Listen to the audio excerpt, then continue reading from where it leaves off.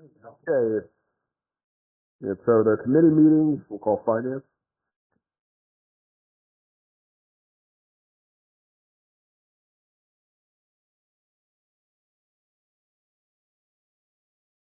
All right, we'll call finance order 632.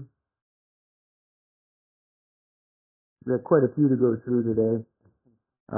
This is number 17 on the agenda. This is an ordinance adopting the City of Canton's alternative tax budget for the fiscal year ending December 31st, 2027, and declaring the same to be an emergency. Mr. Chairman, members of council, in accordance with Ohio Revised Code 5705, the city is required to annually adopt a tax budget for the following fiscal year and submit it to the Stark County Budget Commission by August 20th of each year. The tax budget is just basically an estimate of all fund balances for the city that is effective December 31st, 2026. And then we need to estimate what our expected revenues and expenditures are going to be for 2027. And then the Budget Commission turns around and uses that information to see if we need the full amount of the tax millage that we are to levy in 2027 is needed. So if we say we're going to need 50 million in tax levy, we need to make sure that our expenditures or our revenues are higher than such for them to approve it. And of course, we always don't have a problem asking for, or not asking for, but showing that we have expenditures and or revenues that match those things. So we have to just pass this by August 20th and turn it into the tax commission. Anybody have any comments, questions, or concerns? Hearing none, we'll sign this one out. The next one is number 17, an ordinance amending appropriation ordinance number 18. They got 17 there. Yeah, no.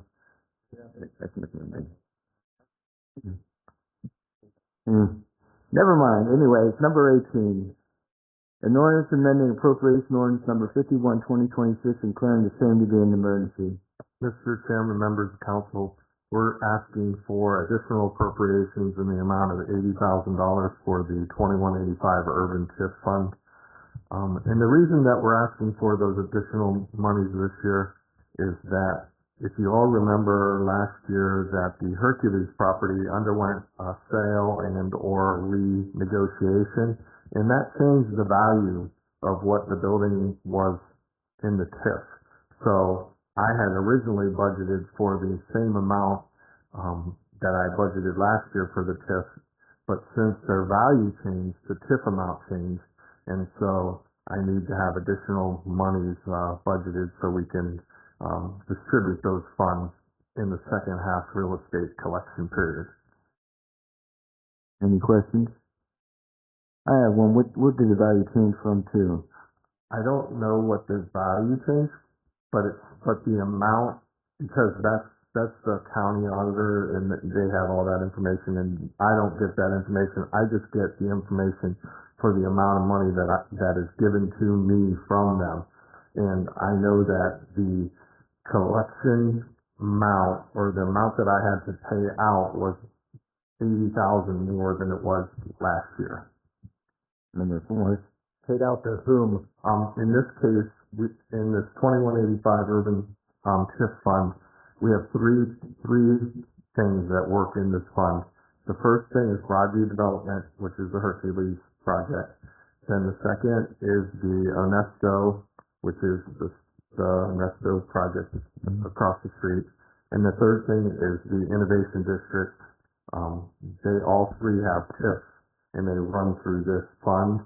And so the UNESCO and the Innovation District, none of those values changed during the year, so those amounts were similar to what they had been in the past.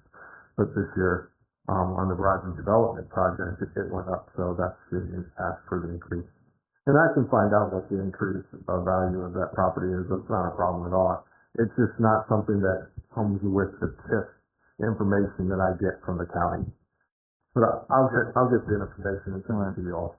Thank you. Chairman, Finance Director, the way the TIF works, so the TIF fund itself is essentially a pass-through, correct? So property taxes are paid by these entities. They go to this fund, and then you or we appropriate, and you send that money back to the appropriate places. So yeah, that's correct. No City of Canton money is expended at all. All the money is just passed through dollars. So if I get $100,000 and I pass through the $100,000 to the entities that belong in the TIF. Okay, you said we had to come up with 80,000 more. Where's that coming from? It's just from the unappropriated balance. So what that means is that we're going to get $80,000 more than what we did last year, and then we're just going to distribute it out. Okay. Anyone else? And we'll sign this one out. Number 19. This is an ordinance authorizing the clerk of council to certify the county auditor's unpaid and delinquent charges for services performed on our behalf of the City of Canton Building Code Department for the Board of Cleanup and Demolition Charges and declaring the same to be an emergency. Mr. Chairman, members of council, this is the quarterly submissions for the Building Code Department for board ups, cleanups, and demolitions. January's total was $8,878.07. February $6,345.75. March $51,621.82. And April $16,240.89. And as I stated, this is a quarterly submission, and as we always do, these are added to the tax bill of the individuals that are affected by the cleanup. Why was March so much higher? I would assume it's based on that's the time frame where they begin grass cutting and things of that nature. But from what I can see on what was submitted, that was provided to council, it's mainly there were additional board ups and a couple of demolition projects. Okay. Anybody have any comments, questions, or concerns? Hearing none, we'll sign this one out. This is number 20. This is the ordinance authorizing the mayor, director of public safety, and an agreement and accept $20,000 in grant funds from the Ohio Office of Criminal Justice Services, authorizing the auditor to rename the fund 2772, amending appropriation ordinance number 51/2026, and declaring the same to be an emergency. Mr. Chairman, members of council, the City of Canton Police Department applied for and has received another Canton Violence Reduction Initiative through the Department of Public Safety. And this particular one is for $20,000 for their Safe Neighborhood programs, and they will be utilizing these funds for violence and eviction. Any questions, comments, or concerns? Hearing none, we'll sign this one out. Number 21. This is an ordinance authorizing the mayor, director of public safety, under the agreement for and accept $15,886.21 in grant funds from the Office of Justice Programs Bureau of Justice Assistance for the purchase of approximately 32 bulletproof vests for the members of the Canton Police Department, amending appropriation ordinance number 51/2026, and declaring the same to be an emergency. Mr. Chairman, members of council, this is for a grant that the police department applied for, the 2025 Bulletproof Vest Partnership through the Office of Justice Programs, Bureau of Justice Assistance. The amount is $15,886.21, and this is to cover the cost of 50% of the cost for approximately 30 bulletproof vests for the Canton Police Department. Do you have any questions, comments, or concerns on this one? Hearing none, we'll sign this one out. The next one is number 22. This is an ordinance authorizing the mayor, director of public service to enter into change order number 5 and final with Mike Coates Construction Company, Inc. in the amount not to exceed $44,707.81 for the water service shop renovation project, authorizing the auditor to pay all moral obligations related to its change order and declaring the same to be an emergency. Service Director?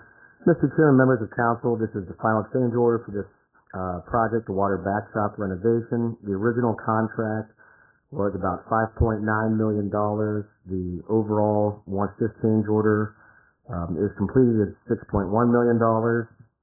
Change order 5, this $45,000.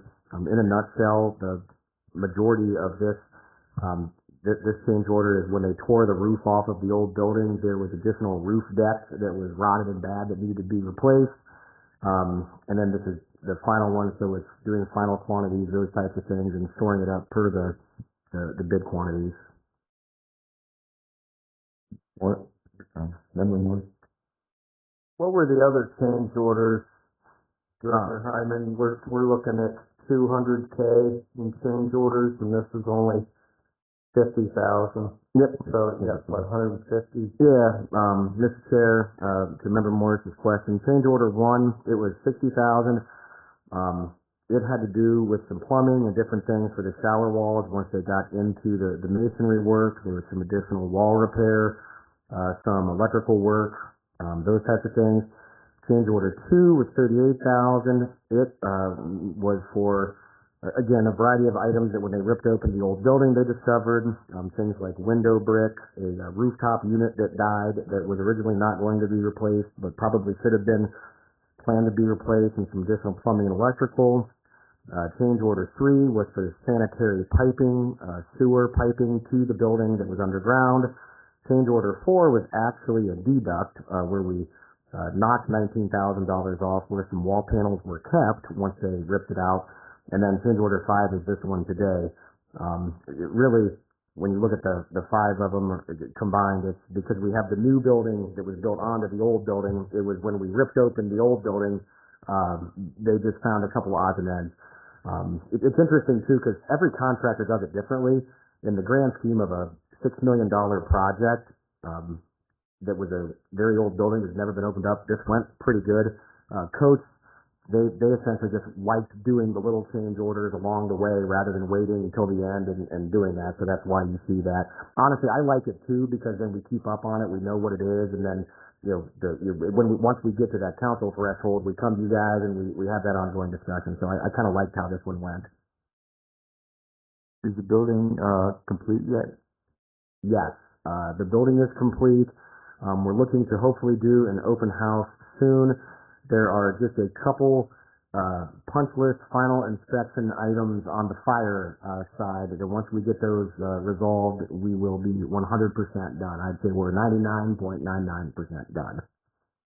Thank you. Any comments, questions, or concerns?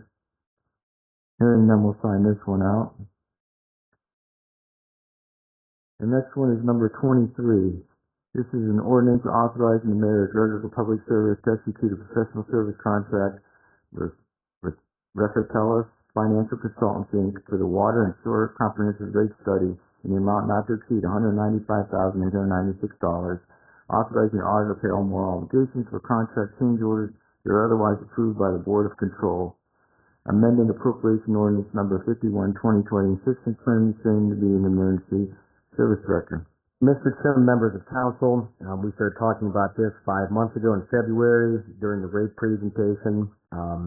The water and sewer departments collectively work with purchasing departments, post an RFQ for a comprehensive water and sewer rate study.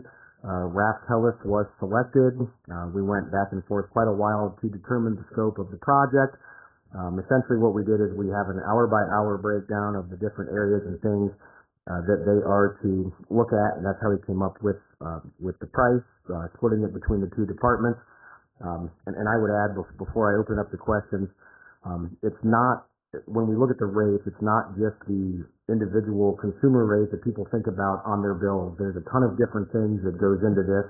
When you look at surcharges for industrial customers, you think about frontage fees, tap-in fees, impact fees. When you look at how we do it with water and sewer, they're both different. Does that make sense? On the sewer side, one of the things that's important, as folks remember, more than 50% of our flow comes from outside agencies and entities that we have fairly complicated agreements with, that we need to look at every so often and make sure that we're doing that correctly. So that's a big thing we need to look at on the sewer side. On the water side, obviously there's been a lot of discussion about various planned developments. We believe this company is one of the gold standards in finance work, and Superintendent Converse and Superintendent Housefeller here, and can speak to their work across the country with dealing with these types of issues and rate studies. So in looking at water and how do you deal with the rates for some of the ongoing questions we've had about different development issues. So the other thing I'd add before open for questions is I have talked to Member Fisher as Public Utilities Chair about having him involved in some of the conversations and through the process to have a council person involved before we sent this down. So we're looking forward to what is hopefully a good comprehensive look at a whole host of issues, and we will report back to council all of the findings and recommendations should you guys approve this. Happy to answer any questions.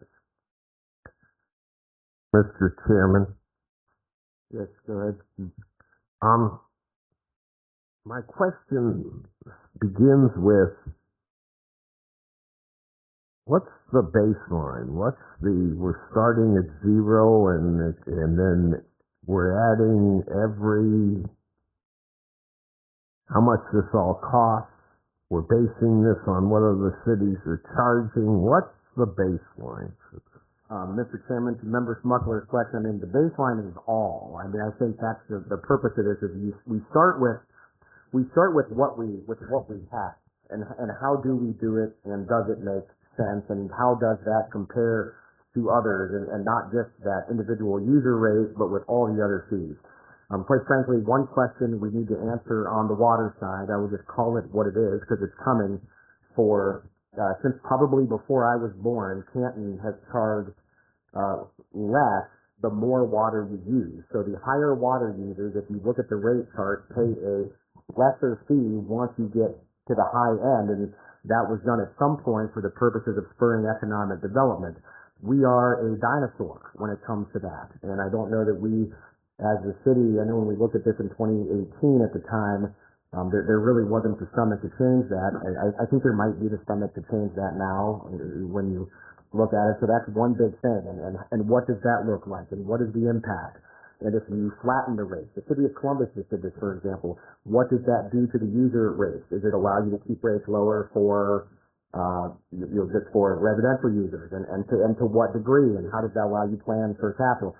So the answer to your question is, what is the baseline? The baseline is you start with what do we have now, and you do this massive comparison to the rest of the country. I guess I'm not asking this correctly, and I'm going to ask it better. So are we going to say that certain water lines are going to need replaced, and we're going to build to that? Are those included, or are we just doing it just off of a rate schedule or what it costs us to produce water right now? Okay. I think I understand the question, Mr. Chair, to Member Smuggler's question. I mean, we by and large with our capital improvement program, with our asset management program, we know what the expenses are, and we know in general what the expenses could be and should be as time goes on, and we present those to you guys on an annual basis and a weekly basis when we come down with projects, right? We know that info. What this does is it takes that overall number that we know that we spend. Let's pick on water. We know we're going to spend between $22 and $24 million. So the question is, how do we take all of the people paying into the water system, and how do we as fairly and equitably attribute that expense of $22 to $24 million to the people who are paying into the system? So we know what the expenses are. It's how do we distribute the expenses to those users? Is that fair, David? That's the way I would look at it.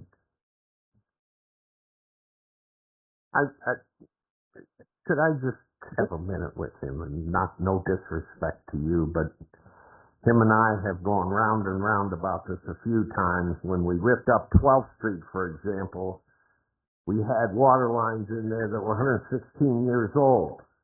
And my response was at the time when he said, well, I don't want to do them, I said, if you were 116 years old, what shape would you be in? I'd be dead. You know. So I guess what I'm asking is, will this include any future work that when we go do this, that we do this on a same basis and don't rip up streets that I'm watching being done right now because we got leaks, we got whatever. I will say, so, Mr. Chair, to Member Smuckler's question, if the question is, are we ever going to be in a position to replace every water line before a road gets repaved? The answer is unequivocally, no, we will not. I can tell you that there is no sum of money that we could charge people that would allow us to replace every water line before we pave the road. We've tried to get to the industry standard of the 1% of the system per year and stick with that. The rates, no matter what the study is or what we try to do, people wouldn't be able to afford the water rates if we replace every water line before we pave the road, and you can't replace the water lines fast enough to get them all done before you pave a road. So whereas we always want to do more projects and get more done, I think if we stick with, what we're doing, plus maybe some incremental increase to what we're doing based on those things, we will be able to do a better job. But I don't want anyone to think that there's ever going to be a reality where we can replace water lines fast enough to do all of the water lines before. Is there some reality that when we do some of this work and we know the lines are bad? We do that now. I understand Yeah, we do that now. Or we know that the lines are 116 years old, that maybe we can do that and being able to do that. We do before we do any project, whether it is the paving program, whether it's a sewer project, whether it's a water project, we gather all of the utility information and make that determination. Many times it results in roads being delayed when we don't pave the roads because we're waiting on a water sewer line project. Oftentimes it results in us adding a water line project to a sewer line project. And so on and so on. And I realize you guys are communicating. Yeah, I mean, they didn't do years ago, but they are now. It's never ending. Like how we do this is never ending. The reality is though that we can pave roads faster than we can lay pipe, and that is a fact. And we need to pave roads faster than we can lay pipe because that's what was let go, and that's what the traveling public sees more of. Does it stink when you pave a road and you have a water line break? Yeah, absolutely. It's terrible, but we're never going to prevent that from happening. All right. I appreciate it. Thank you. Member Morris? Thank you. Well, look, I didn't go to college and I barely made it out of high school, so excuse me if my comments are a little uneducated, but you're asking for a financial consultant to come in and do a comprehensive rate study on what we're currently charging people, okay? To see if we're too high, if we're too low, where we're at. But each year, and I'm the first and the last one to bitch, every time you come down here and you increase the rates. So where did we come up with those numbers? Because it seemed to be working 10%, 7%, 10%. Now you want to spend $195,000 to tell us what? We're on the mark? We're doing this right? But we got to hire somebody to tell us that our rates are in line and we're charging the right amount? But where in the hell did we come up with the figures that we annually increase everybody's rates at already? And keep in mind, we don't get the vote on that. Okay? So when our constituents say, there you go, City Council, you guys raised our water rates again. No, I didn't. Didn't have a vote on it. Matter of fact, last presentation, I excused myself from the room because I don't want to be guilty by association. So you've increased the rates year in and year out. Now you want to spend $195,000 to tell you if you're right, you're wrong, or indifferent. That's where I'm confused. Mr. Chair, to Member Morris's question, under our current rate structure, I am confident that we are correct. So we have a current way in which we distribute those expenses throughout the system based on a monthly fee for users. It's different for inside the city, different for outside the city. On the water side, the more water you use, the less you pay. We have tap fees, we have impact fees, we have all these different things. We have surcharges on industrial customers on the sewer side. We have all of these things we charge. And under that current structure, we 100% know how much money, if X happens, what that will generate. And we run those models and we know based on if these things happen, what that will look like. It's a model. So what this is to do is to look and see, does our rate structure and does our rate model make sense? So for example, should we be charging more for impact fees, tap fees, those types of things? And would that help to offset the monthly fee?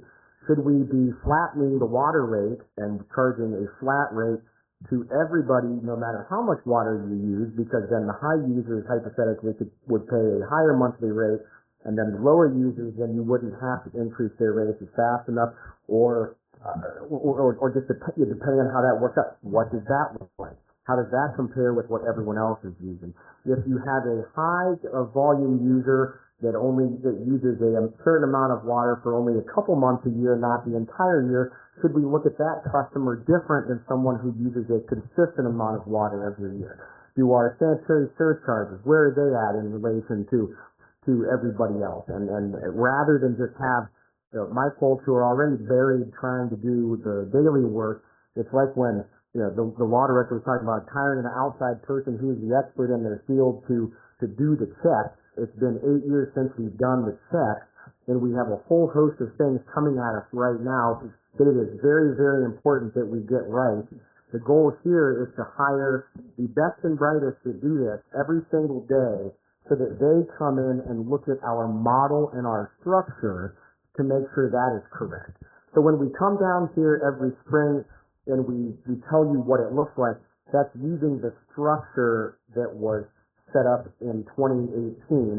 And in 2018, when we did that structure, it was an evolution from the structure that had been in place for some indeterminate amount of time before we looked at that. I don't know where that came from, but when I started in 2018, we did it with that particular structure. Now we're looking at the structure again to see, do we change those things and what will the impact be?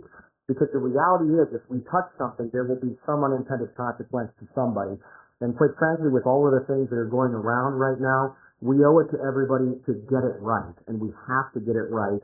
And that's why we want to hire the external folks to look at not can we do the math with our current model, but does our current model make sense? Chairman? Go ahead. If I may, if let's say I own a massive factory and I use 20, 50 million gallons of water per year, do I pay more per gallon or less per gallon than, say, your average residential home? Under your hypothetical question, you would pay less per gallon than the average residential customer. And that is one of the things we want to look at, because we believe there is an opportunity to slow the rate increases for the average residential customer by looking at these things. I'm not guaranteeing it, but I'm saying it is one of those things that it is critically important that we look at. So the consultant would essentially look at, first, should a massive factory using tens of millions of gallons of water a year pay less per gallon than a residential house? That is one of hundreds of questions, yes. If they should pay close to or maybe even more based on their usage, they would also then be able to do the calculation to say, if you raise their rate to X, it will have this effect downstream. It will mean that people who are using less water, that you could safely lower or not raise their rates to this point without upsetting a $24 million budget that has 40,000 customers. It would also look at, you were mentioning, if I use a lot of water for a week, the water department has to be able to supply me that demand for that day. But there's a cost to that. And if I'm not paying for that usage every single bill, the water department has an expense to be able to provide that surge to me. that because I'm not paying for it 364 days out of the year, other residents, other customers are paying for that because they are paying.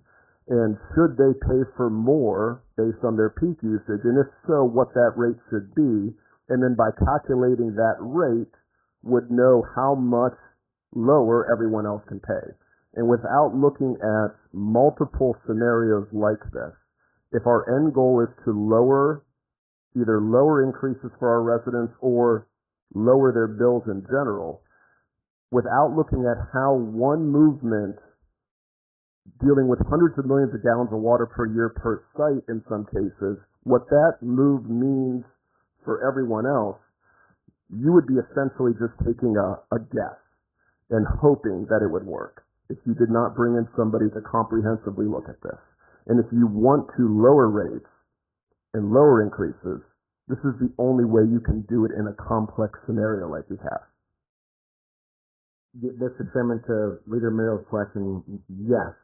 It would, if we did it ourselves, it would be an educated guess, and it would probably be better than a guess, but when you're dealing with people's lives and the amount of money, the amount of things that we are doing, and the complexity of the issues at hand, quite frankly, we owe it to the ratepayers to make sure that we hire the best expert we can who does this nationwide to make sure that when we come forward with these adjusted changes, that we have thought about every single scenario known to man so that for the end user, we guarantee that we have got it right. That is absolutely the goal. Mr. Chairman, one last question. Go ahead. Does that, what the majority leader talking about, does that affect any outside rates for people who are paying the max they can pay of 2.5 times on an industrial site, or do you understand where I'm going with this? Mr. Chair, to Member Smuckler's question, that would be one component of the discussion. So the way it works right now, if you are outside the city of Canton, whatever your bill would have been inside the city, it just has the surcharge applied. So when you look at the rates, that discussion about inside versus outside rates, it would apply the same way. I mean, that's one of the things that we have to look at is how, does it inside the city customer and outside the city customer, how does all of that work together? I just don't want anybody to believe that with the rates being what they are on the outside rate, that somehow this is going to be a godsend for some type of inside rate consumer for the average citizen out there. They're still going to pay their 2.5 times outside rate, and it's no matter how many gallons of water they use. There is no intention to not charge an outside the city rate. I guess to say it in like plain terms, yes. The goal here is not to not charge an outside the city rate. That is not the goal here. The goal is to try to keep, quite frankly, the goal is to try to look at ways to keep rates low for residential customers. That is the goal. All right. Just one thing. I see this as being because we have data centers coming in and water usage. I think this is a good idea to look at all these things. And if you look at this 195,000, a percentage of the total budget of the water is a very minute amount to get this right. I think it's an important issue. And just to Lance Chair's comment, I would say this is split between water and sewer. Both water and sewer's budgets are about $24-ish million. When you look at all the capital projects, their budgets are even more. So we're spending $50 million a year on these two items that people pay user fees for.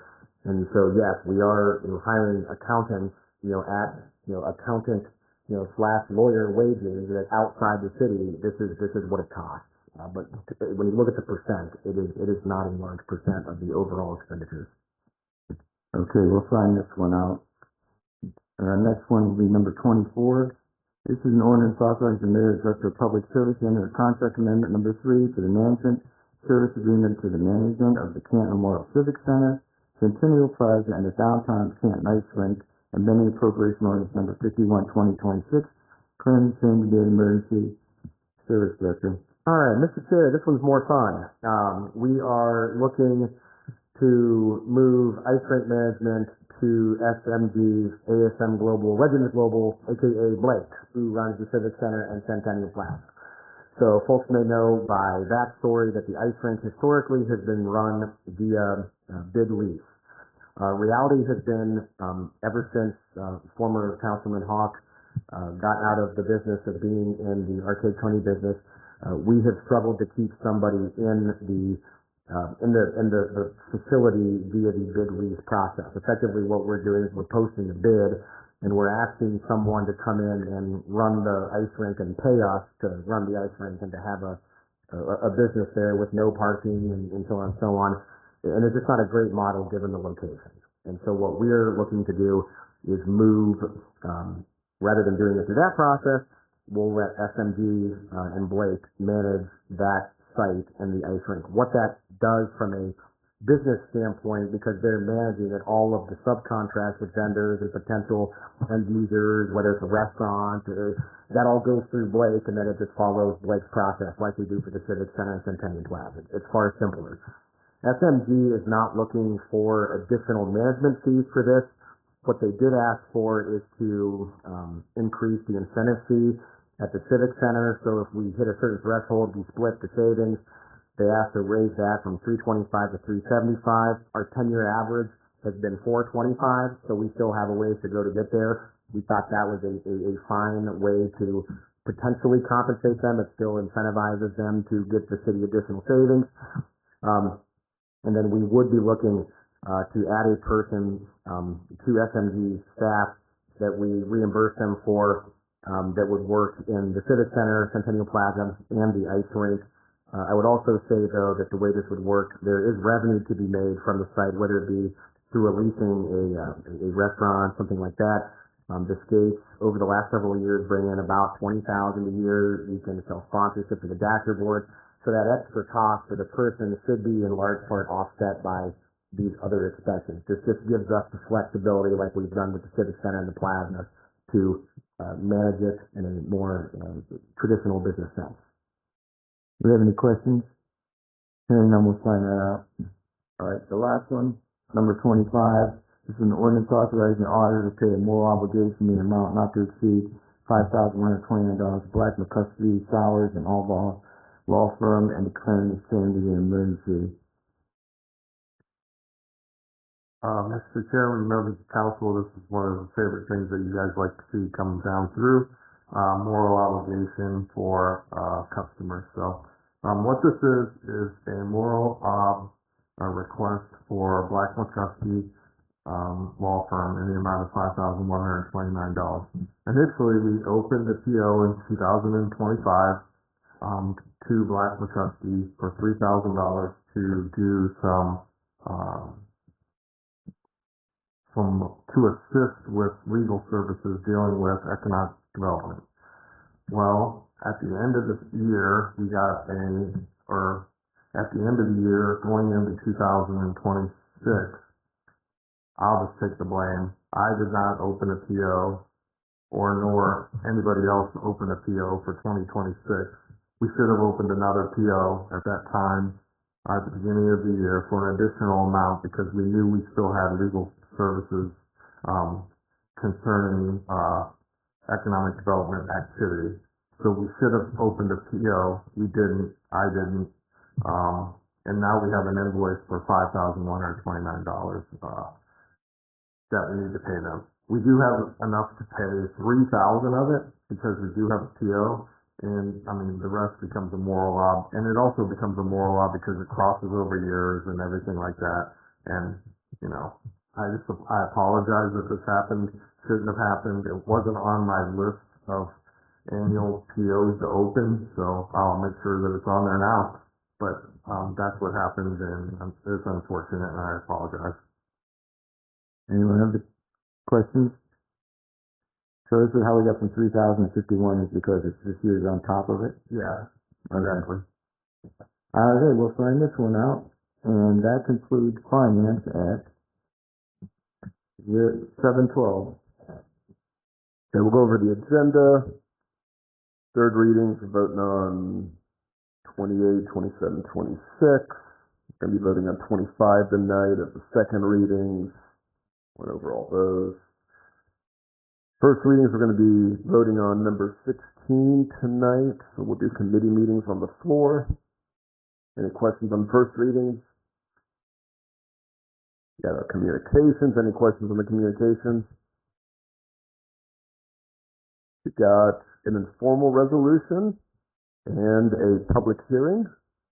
Member Sacco, you have the invitation, and given that it's almost 7:15, turn it over to the president.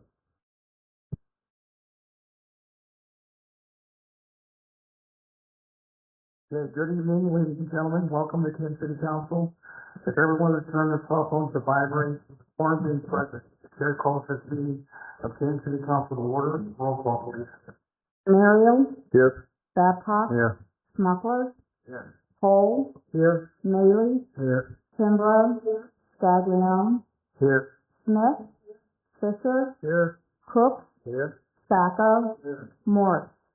All present, Mr. President. Now, tonight's invitation will be given by Warden Council Member Richard Sacco. If you will please stand and remain standing for the pledge of allegiance.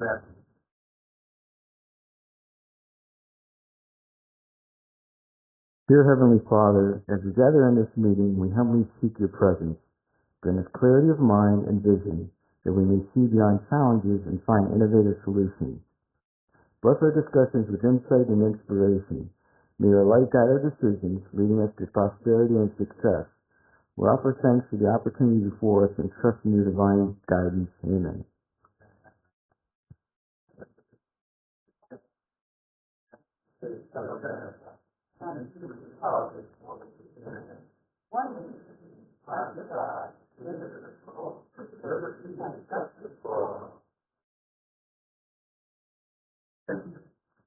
We're now under agenda corrections and changes. Peter, we have Chairman.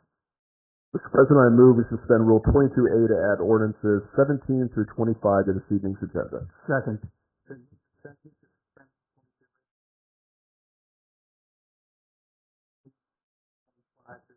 Agenda. Roll call, please. Muriel, Aye. Babcock, Aye. Smuckler, Cole, Aye. Maley, Aye. Kimbrough, Staglione, Aye. Smith, Fisher, Cook, Aye. Sacco, Morris. 12 yeas, Mr. President. Motion carries and ordinances 17 through 25 are now a legal part of their agenda. We now are under public hearings. We have much for this evening. Madam Clerk, would you please read the public hearing by title? An ordinance authorizing Canton to annex the territory known as the 2050 and 2232 Central Avenue Southeast 2025 annexation, containing approximately 13.525 acres, more or less, assigning said territory to Ward 4 of the city, zoning said territory as I-2 Heavy Industry District, and declaring the same to be an emergency. Mr. President. Anybody wishing to speak for or against this ordinance, please come forward to the podium, give your name and address with the clerk.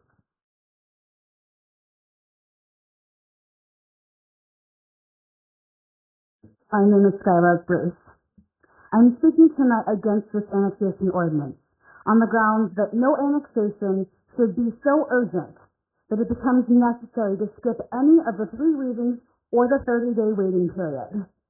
If there is some kind of crisis or inconvenience that leads this council to run this as an emergency, then it sounds like bad planning. I don't know if that's bad planning by the property owner or the developer or by the city, but it's not cool to see this rush job be routine.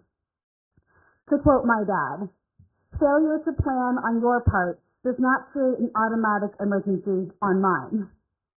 That goes for both the legal definition of emergency and the social definition of emergency. Consider your emergencies carefully. I heard recently from a member of City Council who previously had been majority leader that when someone would bring an emergency ordinance to him, his question was, who fucked up? In other words, whose bad planning or error made this somehow an emergency now? This being an emergency measure is especially strange considering that I first noticed it under communications on the agenda on June 1st. So we do or we don't have time to do this right. If we're going to skip the ordinary procedure and push this through faster, we need to know why. The public needs to know why. Our officials know why. The question we have to ask you is why you won't tell us. Thank you.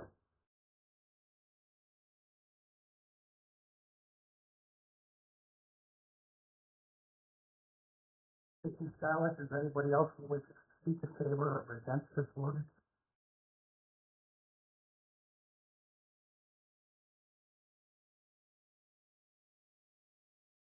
I'm just going to repeat the same thing as he said. To reiterate it, annexation is not an emergency, City Council. We have a right to know what's going on behind closed doors. We have a right to know who messed up, and we most of all have a right to know why you guys consider this such an emergency. Lawfully, and because you guys work for the public and answer to us. You should tell us why this is being done.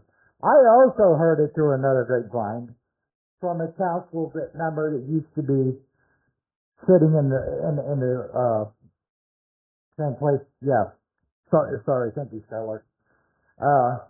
Sitting in that chair that messaged me over the weekend and told me that you guys never got emergencies when he was chair. Unless it really was an emergency, because he always wanted an explanation. Well, that's the way it should work now, guys. We have a right to know. We the people. Mr. President. Sir, can you give your name and address for the clerk, please?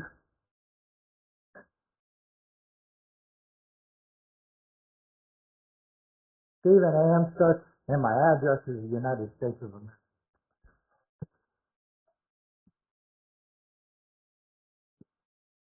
Mr. President, Council's normal order of business is a communication, a first reading, a second reading with a committee meeting, a third reading, and votes. That's 4 weeks. The public hearing that we have tonight is showed on our May 18th agenda as a communication, which was exactly 4 meetings ago. This is going the normal method of passing something. It's not being rushed through. It's clearly there. It was there then the next week, and the next week, and the next week. So the idea that somehow an emergency allows us to not do that or vote on it early is not what an emergency is.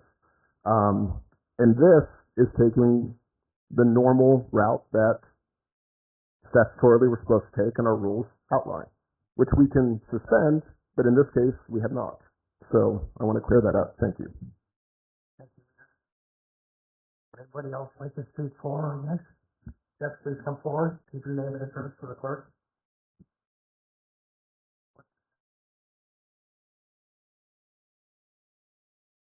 Hi, if we may, I've got other representatives of Enbright here. I figure we all come up together rather than one at a time. Alex Clay, attorney with Buckingham, Doolittle, and Burroughs, here on behalf of Enbright of Ohio as petitioner.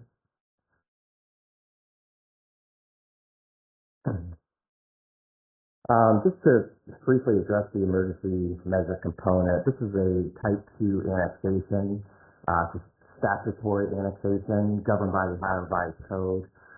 First initiated with the township where the property is currently located, township of Canton. We seek to annex 3 separate parcels into the city of Canton for the purposes of accessing utilities, water service as a part of the planned addition that's going to be placed on one of the parcels. One of the central needs, obviously, is a sufficient enough water supply to ensure the state-of-the-art sprinkling and fire hydrant systems are operational to ensure safety. By statute, after this third reading, I believe it's required that council either pass or not pass an ordinance, because by the next township regularly scheduled meeting, they would need to complete that process, and that's a statutory timeline. So it's not that it's an emergency per se, it's when it's multiple hearing courts and by statute requires action on behalf of council. I'd like to turn my time to some representatives here that will tell you about what Enverite does at the property, what they plan to do, and why annexation is sought. Thank you. Excuse me, I'm Mitch Fritter, the General Manager at Envirate of Ohio. We have safely and responsibly treated industrial waste for Ohio in the Midwest since 1981. We're planning the construction of a new site to expand services to customers and safely manage their material. As part of our facility design and proactive response planning, Envirate will be extending the City of Canton's main water line down Central Avenue Southeast, and the City of Canton will annex 3 parcels of Envirate land. This extension will provide the necessary water supply for the warehouse fire suppression system. Envirate operations will continue as usual, and we look forward to partnering with the City of Canton Fire Department to maintain proactive response plans in place. Following construction, we do not expect any additional truck traffic to increase. As an employer in the Canton community for more than 4 decades, this annexation will provide the city with greater opportunities for income tax and property tax. We are grateful to the City of Canton for their support and help expand services that benefit the region's industry. Thank you. Thank you. And would anybody else like to speak for or against? Yes, ma'am, please call.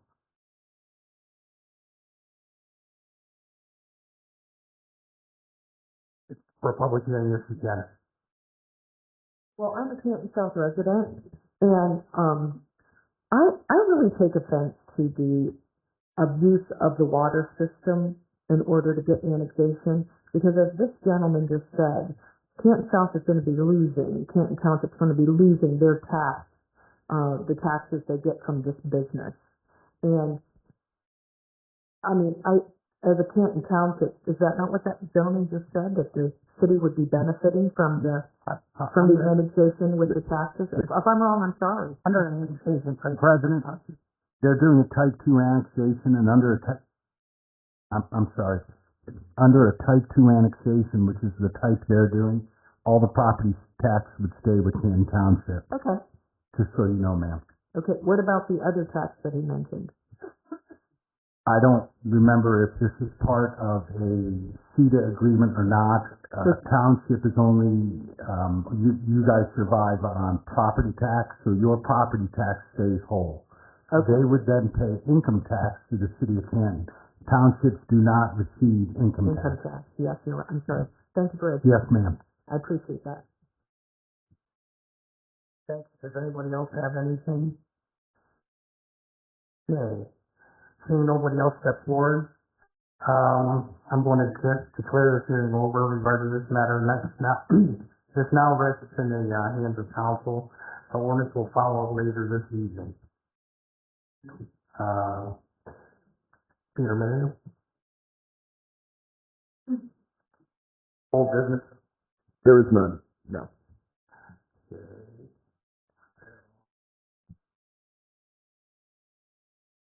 Okay, we're now under informal resolutions, and we have one for this evening.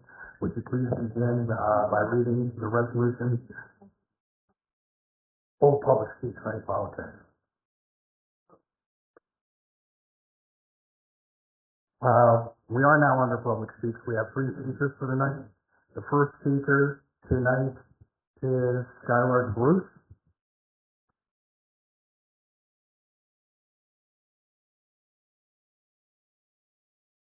My name is Skylar Bruce, and I live at 2216 Bollinger Avenue Northeast. I am speaking on agenda item today, which is approximately $44,000 for the police budget. We have new programs, new initiatives, and new money coming in for the police department. The Canton Police Department has always been funded through a mix of local funds, state grants, and private funding, among other sources. What we don't have is new information to persuade the public why we need these particular programs, these initiatives, and what these funding sources look to accomplish. The most common justifications for new police programs is reducing crime and increasing efficiency. When Safety Director Andrea Perry mentioned the $44,000 in grants for these violence interdiction patrols 2 weeks ago at the last council meeting, she said that the grants support increased foot and vehicle patrols in targeted areas of the city. There is precious little about these grants in the agenda packets over the meetings that this has been on the agenda. My first guess is that these targeted areas already experience over-policing. Without additional publicly available data from the city to comment on specifically, I have to guess. We're also left to guess at what all interdiction means if we've had violence interdiction patrols before and what the results of these attempts may have been. We hear a department numbers update from Chief Gabbard once a year during committee meetings when the public cannot ask questions. So we're left with asking questions when the funding is on the agenda. If the police's efforts are so very effective, you should have the numbers to back up what is needed and why. You should be able to point to the policy measures you've put in place to restrain the worst impulses of our police officers who may harm members of the public unnecessarily. Many studies have shown that police do not prevent crime. They respond to it. What these studies show that does reduce crime are efforts to improve housing, job access, mental and physical health, education, and conflict resolution skills. When we see grants like item 28 on the agenda, we should be asking if this money is better spent in another area and not on the police. The police grant writers seem to do one hell of a job.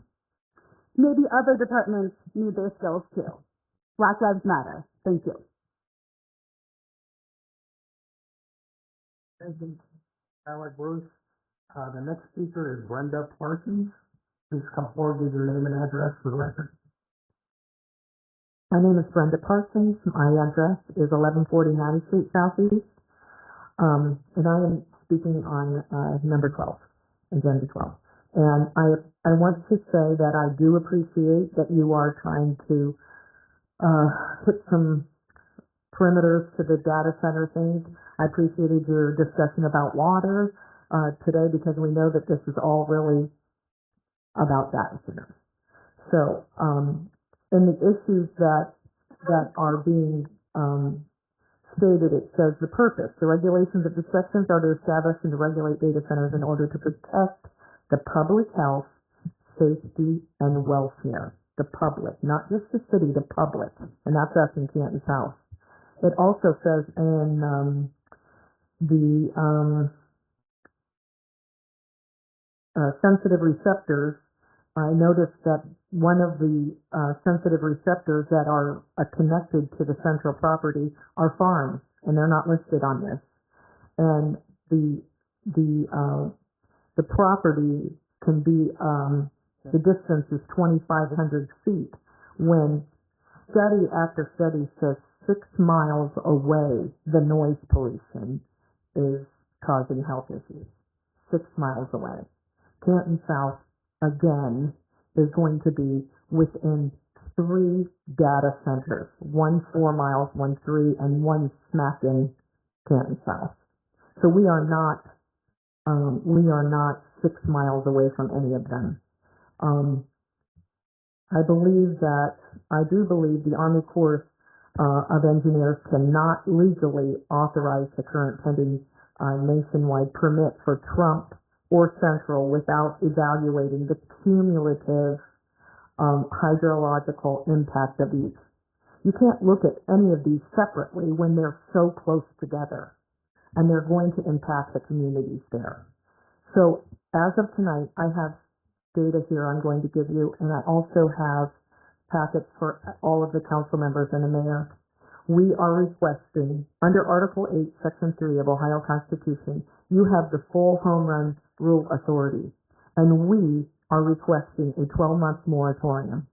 An emergency moratorium. Use that time to commission an independent cumulative health and environmental impact study of having 3 hyperscale data centers within a 7-mile radius.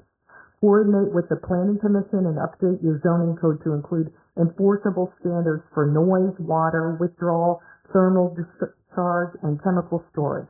Require PFSA monitoring as a mandatory condition of any water service extension. And like I said, we've created a list. So we thank you, and I just want you to know that we are not going away. We do not vote for you.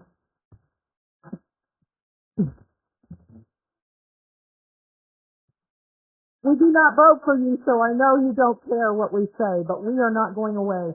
And we have gotten over the 5% requirement in Stark County for the data center petition in 10 weeks.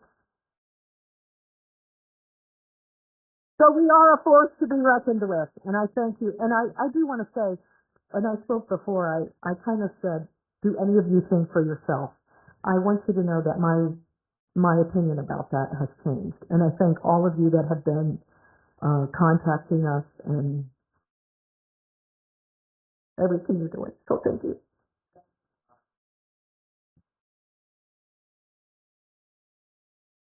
Thank you, Ms. Parsons. The next speaker is Christine Gingrich. Am I saying that correctly? Gingrich. That's okay. What is it? Pardon? How do you pronounce it? Gingrich. Oh, okay, I'm sorry. Okay. Yes.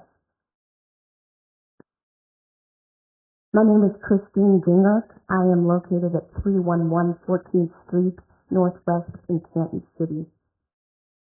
To the council members, mayor, council president, thank you for allowing me to speak. Thank you for listening to the concerns of the citizens and taking into consideration those concerns.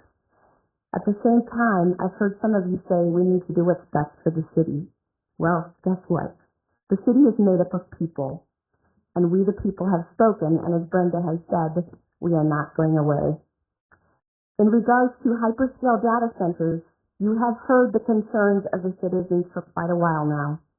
And I believe some of you are doing research into why we have concerns. And as Brenda has said, we have had conversations with some of you that we have also said that we have kind of changed our perspective on that. So I appreciate some of you taking the time to speak with us after the meetings in other places. We really do appreciate that.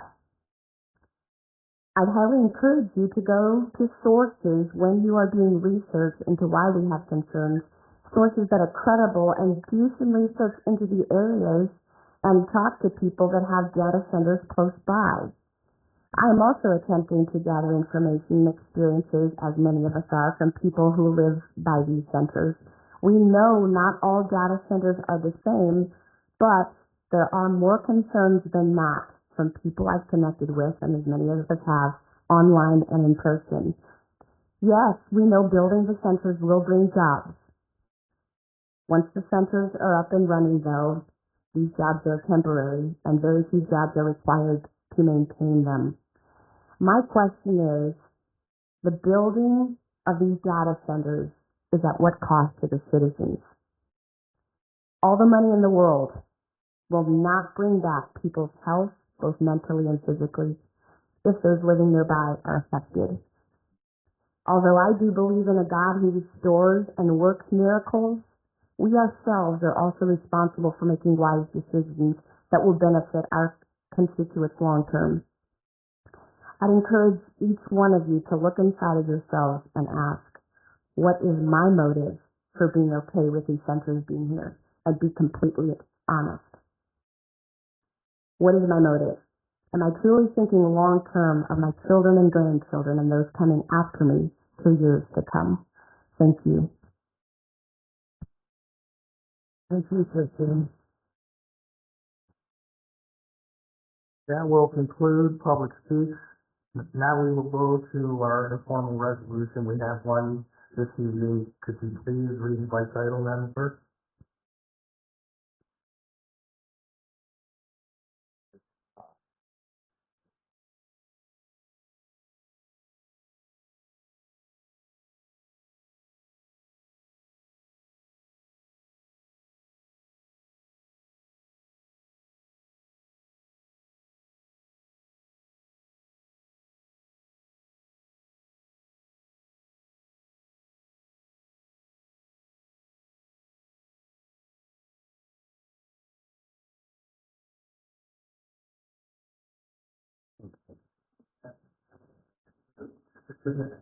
Formal resolution.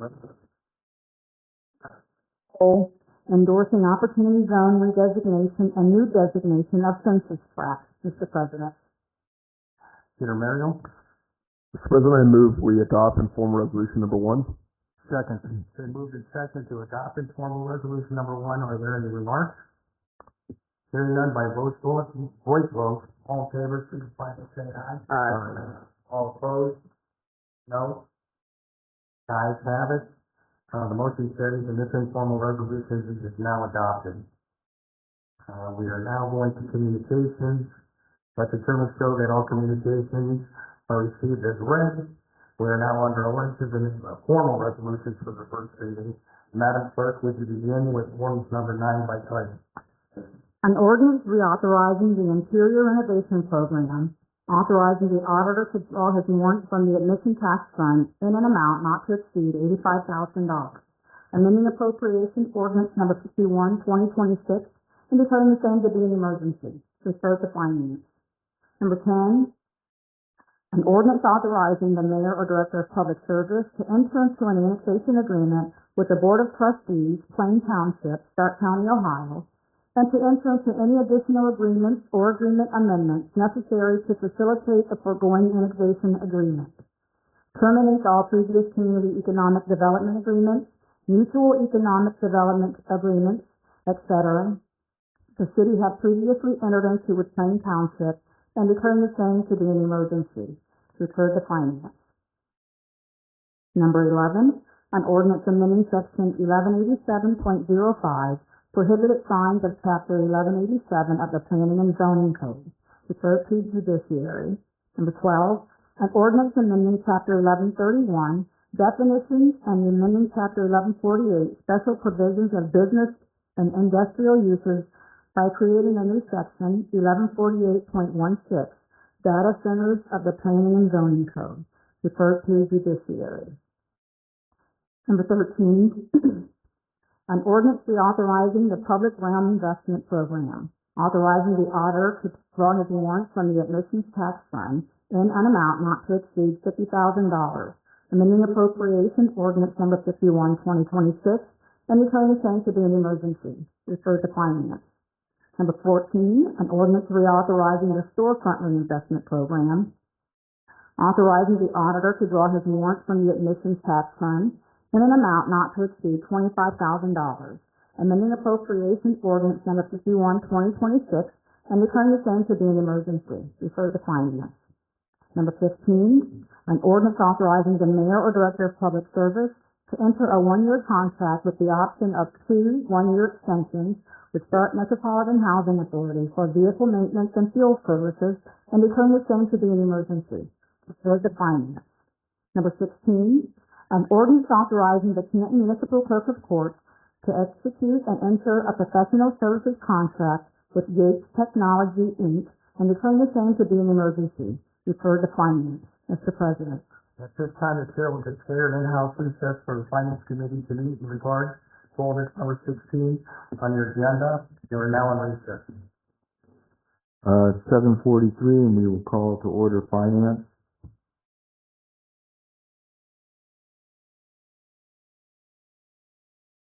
This is an ordinance authorizing, this is number 16.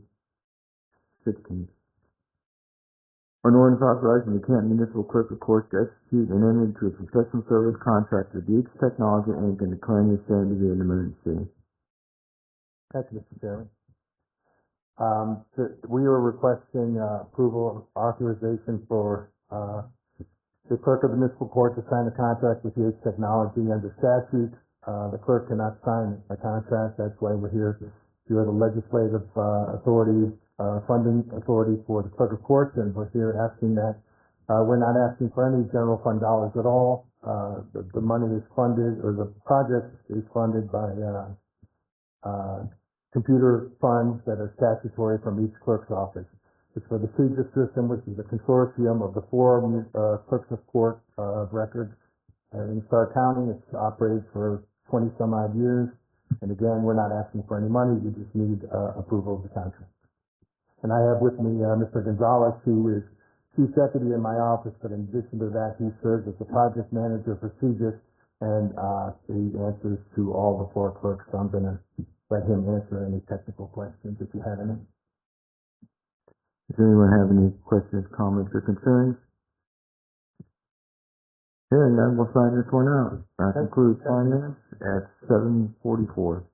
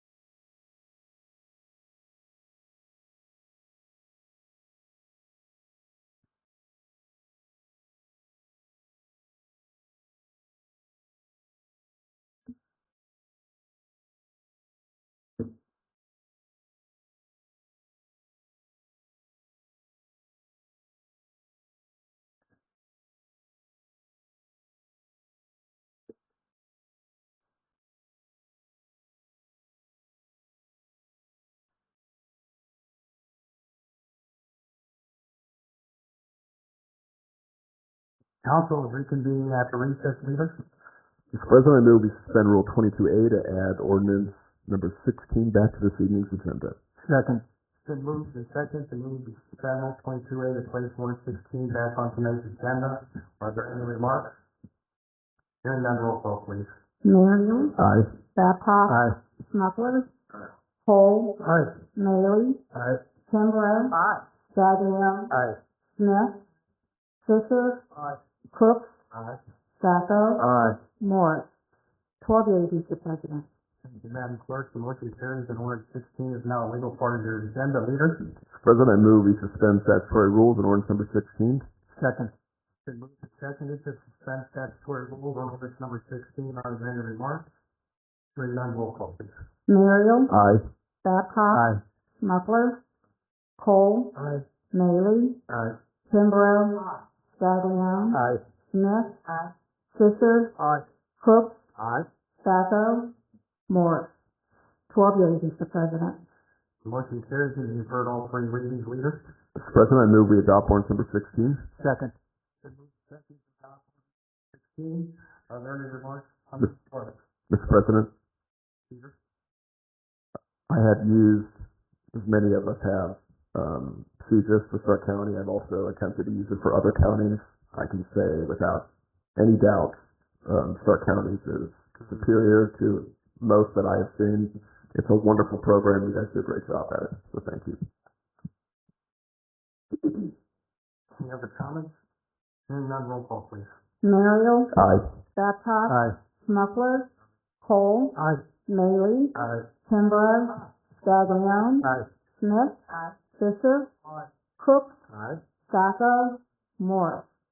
12 yeas, Mr. President. The motion carries and ordinance 16 is adopted.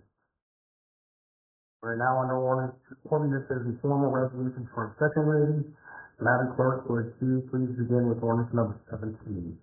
An ordinance adopting the City of Canton's alternative tax budget for the fiscal year ending December 31st, 2027, and declaring the same to be an emergency. Number 18, an ordinance amending appropriation ordinance number 51, 2026, and declaring the same to be an emergency. 19, an ordinance authorizing the clerk of council to certify to the county auditor unpaid and delinquent charges for services performed by and/or on behalf of the City of Canton's Building and Code Department for board-up, clean-up, demolition charges, and declaring the same to be an emergency.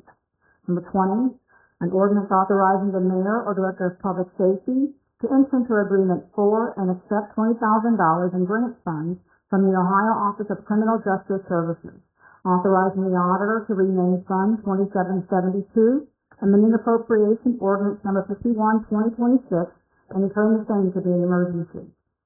Number 21, an ordinance authorizing the mayor or director of public safety to enter into agreement for and accept $15,886.21 in grant funds from the Office of Justice Programs, Bureau of Justice Assistance, for the purchase of approximately 30 bulletproof vests and for the members of the Canton Police Department, amending appropriation ordinance number 51, 2026, and declaring the same to be an emergency. Number 22, an ordinance authorizing the mayor or director of public service to enter into change order number 5, final, with Mike Coates Construction Company, Inc., in an amount not to exceed $44,707.81 for the water service shop renovation project, authorizing the auditor to pay all moral obligations related to this change order and declaring the same to be an emergency. Number 23, an ordinance authorizing the mayor or director of public service to execute a professional services contract with Rastelis Financial Consultants, Inc. for a water and sewer comprehensive rate study in an amount not to exceed $195,896. Authorizes the auditor to pay all moral obligations for contract change orders that are otherwise approved by the Board of Control, amending appropriation ordinance number 51, 2026, and declaring the same to be an emergency. Number 24, an ordinance authorizing the mayor or director of public service to enter into contract amendment number 3 to the management services agreement for the management of the Canton Memorial Civic Center, Centennial Plaza, and the downtown Canton Ice Rink, amending appropriation ordinance number 51, 2026, and declaring the same to be an emergency. Number 25, an ordinance authorizing the auditor to pay a moral obligation in an amount not to exceed $5,129 to Black McCuskey, Sowers, and Albar Law Firm, and declaring the same to be an emergency. Mr. President. Thank you. Madam Clerk, Leader Mary. Mr. President, I move we suspend statutory rules on ordinance number 25. Second. Been moved and seconded to suspend statutory rules on ordinance number 25. Are there any remarks? Hearing none, roll call, please. Merrill. Aye. Babcock. Aye. Smucker. Cole. Aye. Maley. Aye. Kimbrough. Staglione. Aye. Smith. Fisher. Aye. Cook. Sacco. Morris. 12 yeas, Mr. President. Thank you, Madam Clerk. The motion carries. You've heard all 3 readings. Leader Mary. Mr. President, I move we adopt ordinance number 25. Second. Been moved and seconded that you adopt ordinance number 25. Are there any remarks? Hearing none, roll call, please. Merrill. Aye. Babcock. Aye. Smucker. Cole. Aye. Maley. Aye. Kimbrough. Staglione. Aye. Smith. Fisher. Cook. Sacco. Morris. 12 yeas, Mr. President. Thank you, Madam Clerk. The motion carries. Ordinance 25 has been adopted. We are now under ordinances and formal resolutions for their third and final reading. And vote, Madam Clerk, please begin with ordinance number 26. An ordinance authorizing Canton to annex the territory known as the 2050 and 2232 Central Avenue Southeast 2025 annexation, containing approximately 13.5.5 acres more or less, assigning said territory to Ward 4 of the city, zoning said territory as I-2 Heavy Industry District, and declaring the same to be an emergency. Mr. President. Leader Mary. Mr. President, I move we adopt ordinance number 26. Second. Been moved and seconded to adopt ordinance number 26. Are there any remarks? Hearing none, roll call, please. Merrill. Aye. Babcock, Aye. Smuggler, Cole, Aye. Maley, Aye. Kimbrough, Scaglione, Aye. Smith, Fisher, Cook, Sacco, Morris. 12 yeas, Mr. President. Motion carries and ordinance 26 is adopted. Ordinance 27, please. An ordinance authorizing the mayor or director of public safety to accept $7,000 in grant funds from Walmart and Sam's Spark Good Local grants for the Canton Police Department. Amending appropriation ordinance number 51, 2026, and declaring the same to be an emergency. Mr. President. Peter Merrill. Mr. President, I move we adopt ordinance number 27. Second.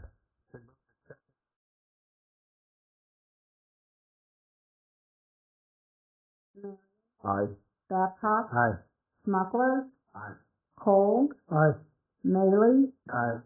Kimbrough, Scaglione, Abstain.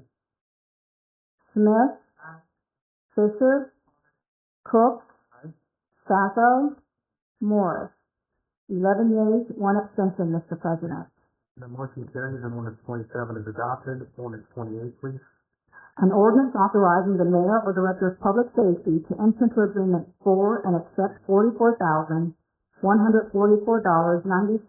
in grant funds from the Ohio Office of Criminal Justice Services, authorizing the auditor to rename the 2791 Edward Byrne Memorial Justice Assistance Grant Fund 2018 fund, amending appropriation ordinance number 51, 2026, and declaring the same to be an emergency. Mr. President.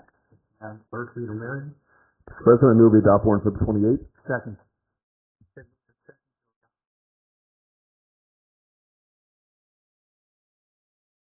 Muriel, Aye. Babcock, Aye.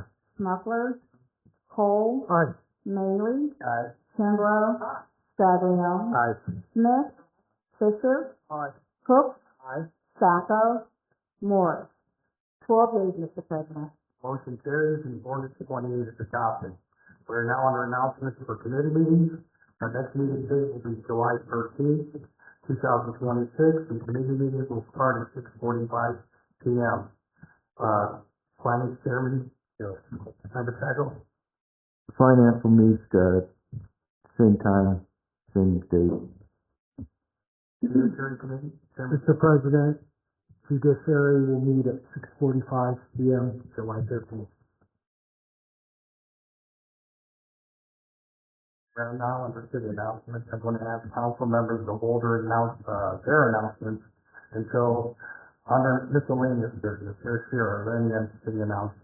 Mr. President, we have our next We Believe event. It's going to be in Ward 4 at the Southeast Community Center. That's going to be this Wednesday from 3 to 5. And also want to remind you, with the extreme heat that's out, with the weather right now, it's going to be pretty bad, pretty brutal all week. We have cooling centers all through town, so it's Canton Fire Station number 4. They're going to be Monday through Friday from 8 to 5. The refuge is which are open from like 8:30 in the morning to 6 p.m. Starr County Library location. Crossroads United Methodist Church was gracious enough to open their doors. It's going to be tomorrow through Friday. Those hours are going to be from 9:30 to 3:30 p.m. ICANN Housing on Market Avenue. It's opening their doors from 8 to 4. And transportation, and with the great relationship that we've always had for SARTA, they will be providing free transportation for whoever may need it in our community. So it's going to be extremely hot out there, guys. And we do have the July 4th fireworks, which is going to be this Thursday, July 2nd. And we're celebrating America 250. We are going all out for America 250 because I don't think any of us will be around for America 300, maybe. Anyway. But it's going to be a great time. It's going to be extremely warm. It is. We made a decision today that the Symphony is coming down to play. That we have a schedule to come down to play. But they will not play if it's 85 degrees or hotter. So we worked it out with them today that we're going to be live, streaming it live from Umstead Hall. We're going to get some big big TVs down there and stuff like that. So we're still moving forward with everything. And but it's going to be a great time for all the families and the kids, and we're going to have plenty of stuff to do. So thanks.